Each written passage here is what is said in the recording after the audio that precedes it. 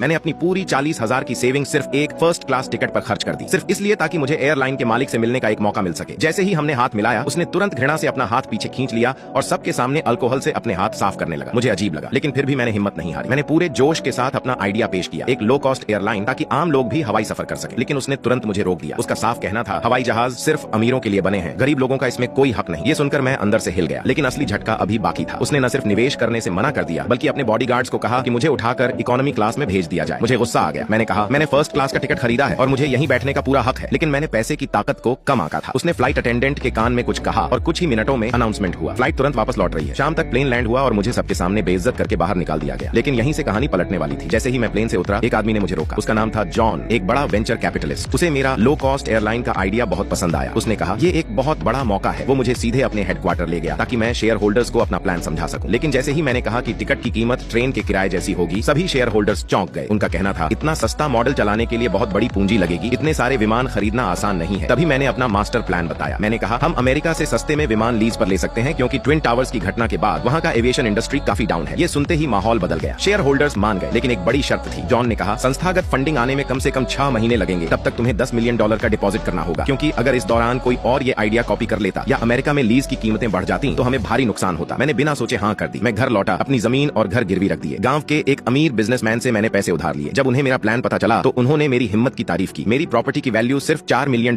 थी, लेकिन क्योंकि मेरे पिता उनके टीचर रह चुके थे, उन्होंने मुझे पूरे $10 मिलियन उधार दे दिए। और सबसे बड़ी बात, उन्होंने कोई रिटर्न डेट भी तय नहीं की। अब मेरे पास सिर्फ एक आखिरी स्टेप बचा था, सिविल एविएशन ब्यूरो से अप्रूवल लेना। मुझे लगा ये आसान होगा, लेकिन असली चैलेंज अब शुरू हुआ। डायरेक्टर बार बार मीटिंग टाल रहा था, हर बार एक ही जवाब, मैं बहुत बिजी हूँ। मैं बस इंतजार करता रहा। आधे महीने बाद आखिरकार मुझे उससे मिलने का मौका मिला और जैसे ही मैं उसके सामने बैठा, मैंने बिना समय गंवाए अपनी पूरी प्रोजेक्ट प्रेजेंट कर दी।